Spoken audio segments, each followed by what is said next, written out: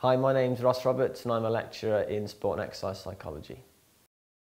The two main reasons were the area and the department.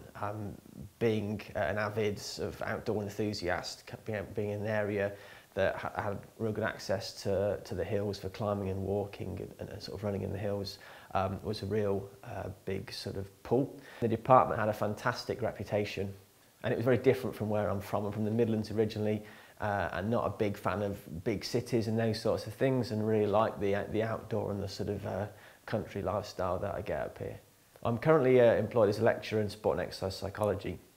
So my roles are producing research, teaching and working with external clients and sort of providing sport psychology services or supervising students who are doing that. And I supervise PhD students, master students on their research. They're quite varied. They centre in sport psychology mainly, and particularly I'm really interested in personality and performance in relation to competition and pressure. And one variable that we've been looking at quite a lot over the past few years is narcissism.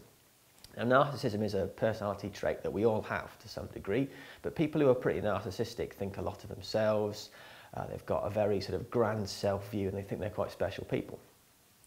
But the interesting thing when you look at how that impacts on performance is the fact that despite the fact that narcissists think a lot of themselves, actually they don't often perform very well or any better than people who are very non-narcissistic. But the situations that they do perform very well in are the situations that are quite pressured and are quite stressful, because those situations give people who are narcissistic an opportunity to show the world how good they think they are. So from that, there's loads of really interesting research questions that come out from that. One question is, well, why does that happen? We don't really know why narcissists do well in certain situations and they don't do well in others.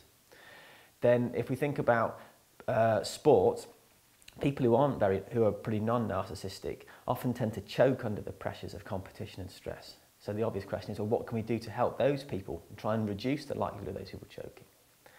And then thinking back to narcissists, if they perform well in some situations but don't perform very well in others, one situation where they wouldn't be expected to perform very well in is training, because although training is really important, it doesn't provide that sort of opportunity for glory that narcissists really sort of desire.